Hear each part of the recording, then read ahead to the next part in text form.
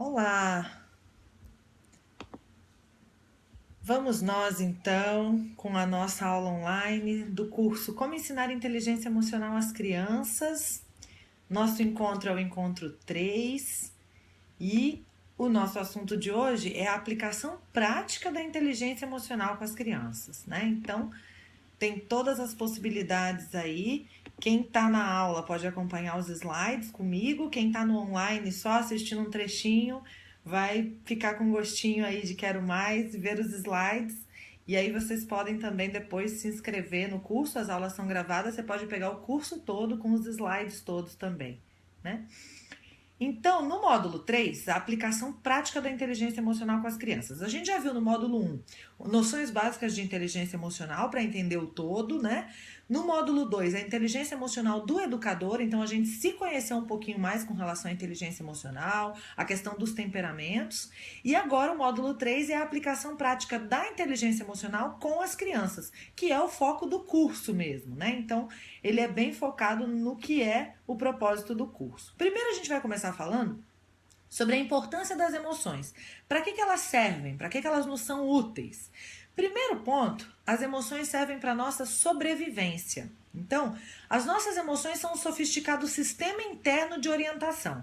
Nos alertam quando as necessidades não estão atendidas. Então, se você sente solidão, necessidade de estar com outras pessoas, de conviver, de se encontrar. Se você sente receio, necessidade de segurança, de mais dados, de mais possibilidades de segurança, de entender o que está acontecendo. Se você sente rejeição, necessidade de aceitação. Então, cada sentimento, cada emoção nos alerta de alguma coisa, né? Então, a gente diz assim, é como se fosse o sinal ali do combustível do carro. Se você percebe que a luz vermelha do combustível acende, não é algo legal.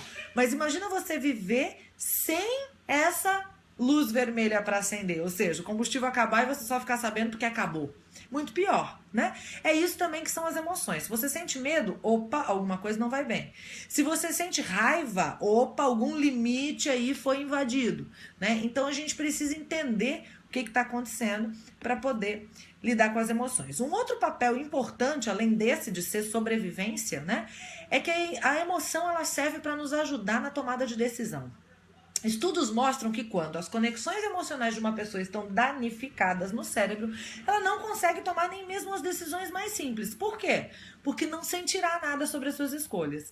A paz de espírito, já dizia minha mãe, aliás, diz que ainda está muito bem viva e acompanhando no online, que eu estou vendo ela ali, ela é um árbitro bacana para a decisão, né? E é isso que é a importância também das emoções. Quando a gente está bem conectado com a gente mesmo, a gente consegue sentir, opa, essa é uma boa escolha, essa é uma boa decisão, essa é uma boa opção.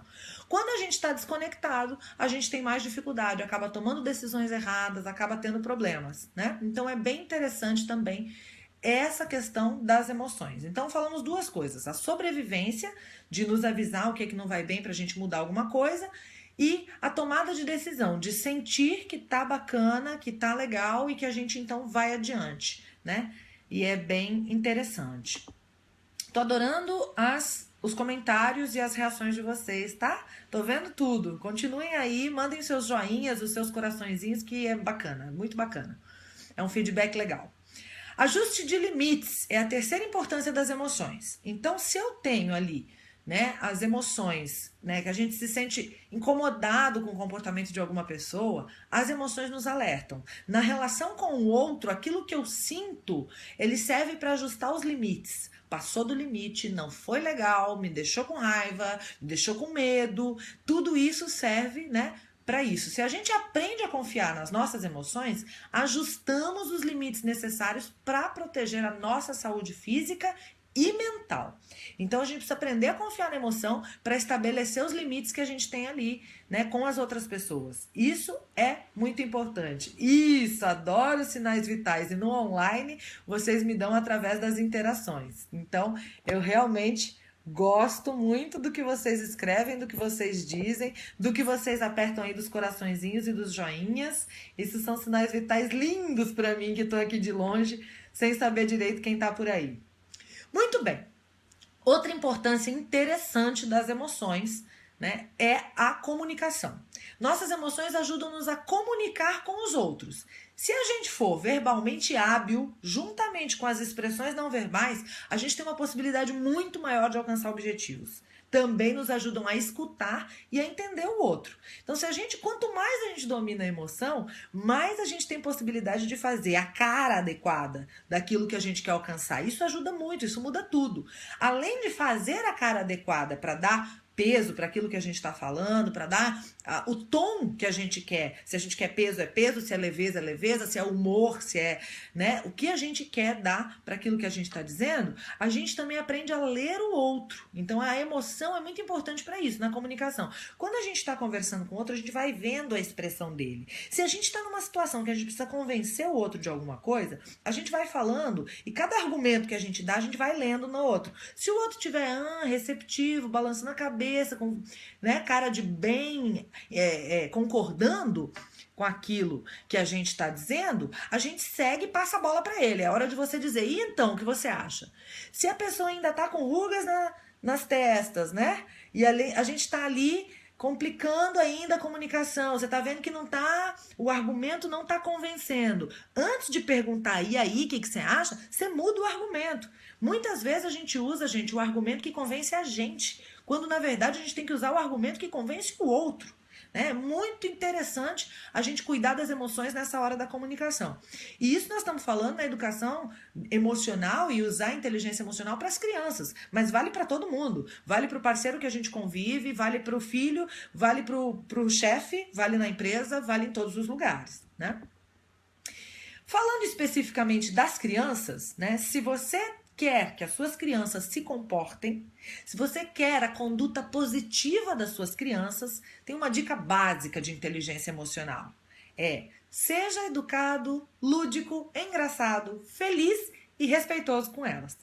Se você quer que as suas crianças se comportem, seja você engraçado, educado, lúdico, feliz e respeitoso com elas. Na verdade, muitas vezes, no nosso processo tradicional de educação, a gente se acostumou a ser rígido, a ser cobrativo, a ser pessoa que realmente precisa botar limite, né? Gravei um vídeo hoje sobre limite, está disponível aí no YouTube, no Facebook. Quem não viu ainda pode ver, porque na verdade a gente se equivoca bastante e às vezes a gente não consegue os melhores resultados. Né? E aí a gente tem crianças da raiva e da tristeza. Quando a gente é muito rígido com elas, quando a gente bota limite, quando a gente quer todo mundo, cada um do seu quadrado, né? A gente tem dois problemas que podem acontecer. As crianças da tristeza, a gente acaba de vez com toda a ação, com todo o potencial de iniciativa delas. E aí a gente tem que empurrar aquele ser pro resto da vida. As crianças da raiva, eles ficam igual mola encolhida. Na adolescência, dispara, pode se matar num acidente de carro, pode se jogar nas drogas, pode se jogar em coisas que a gente não gostaria, porque a gente coibiu demais. E na hora que liberou, que a gente não consegue mais segurar, que é na adolescência, a gente não sabe o que vai acontecer e aí corre um risco sério, né? O que a gente faz então, gente? A gente precisa saber o seguinte: quando a gente trata as crianças com um foco na inteligência emocional, a gente consegue liberar no cérebro delas substâncias boas, relacionadas aos neurotransmissores que fazem bem: dopamina, ocitocina, serotonina, endorfina. Quando a gente trata a criança sem inteligência emocional, só repetindo os modelos educacionais tradicionais, aqueles comuns, né? Ameaças, castigos, gritos, desrespeitos, né? Cantinho da disciplina, cantinho do pensamento, vai ficar sem TV, vai ficar sem videogame, vai ficar sem celular, vai ficar sem isso, sem aquilo, nós trazemos as condutas negativas da criança. E isso é explicado no cérebro, através do que acontece quimicamente no cérebro, né? As ameaças, os castigos, os gritos, os desrespeitos, né? Trazem cortisol e adrenalina no cérebro. O que isso faz? O cortisol é o alerta geral do organismo. É como se fosse uma sirene transmitindo lá que, temos um estresse para tudo, né? Então, o que ele faz? Aumenta a pressão arterial e o açúcar no sangue, propiciando energia muscular. Então, ele pausa as funções anabólicas de recuperação, renovação e criação de tecidos, para obtenção de energia, altera o sono e o humor. Então, em outras palavras, para ficar fácil de entender, o cortisol avisa o corpo assim: corpo, para agora de crescer, para de se desenvolver, para de curar a ferida ou doença que esse menino tem, porque agora nós temos uma emergência, disparou um alarme aqui, olha aqui, alguém desrespeitou a gente, alguém foi muito ruim com a gente e a gente precisa resolver essa situação. Por isso que quando uma criança vive com descarga de cortisol, vive num ambiente de estresse, ela tem dificuldade de se desenvolver, ela fica mais doente e ela tem dificuldades de aprendizagem. Isso é muito sério. Junto com o cortisol, vem a adrenalina, que é resposta a situações de ameaça física ou psíquica ou a ansiedade. A adrenalina prepara o corpo para grandes esforços físicos, estimula o coração, maximiza o fluxo sanguíneo para braços e pernas, porque justamente o nosso gabarito emocional é lá da era das cavernas. Então, quando aparecia um urso que estava lá e a gente tinha que ou lutar ou fugir, o fluxo sanguíneo então ia para os braços e pernas, ou lutar ou fugir, a gente tem ainda a mesma reação. Né? O Daniel Goleman diz que a gente tem as reações emocionais lá do Pleistoceno, vivendo momentos, né, e problemas do mundo pós-moderno. Então, por isso que é o que a gente não entende muitas vezes a nossa reação tão desproporcional àquela situação que acontece. Tem alguém dizendo exatamente isso aí nos comentários que passou por isso hoje, né? Não sei por que eu fiquei louco quando um colega gritava na sala, né? Enfim. E aí a gente vai trabalhando essas questões porque é por aí que a gente consegue. Uau, temos até gente da Itália acompanhando a gente. Grazie mille, Inácio. Seja bem-vindo. Muito bacana. Voltando a falar, então, do que a gente quer estimular na inteligência emocional, né? A gente vai falar da dose. A dose são as iniciais de dopamina, ocitocina, serotonina e endorfina. Quando a gente tem uma conduta agradável, com inteligência emocional, com consciência do que a gente está fazendo com as nossas crianças, é isso que a gente consegue, né, estimular nessas crianças e na cabecinha delas, né, nos neurotransmissores delas. Então, a dopamina, por exemplo, para a gente entender, é uma recompensa natural do corpo. Né? E ela faz o quê? Excitação frente à novidade, à expectativa. Quando você fala para a criança, eu tenho uma surpresa, a criança fica doida, né? É dopamina que dispara lá na cabeça dela, né? Está envolvida no controle de movimentos, né? E isso é muito legal, ou seja, deixa a criança mais tranquila, mais calma.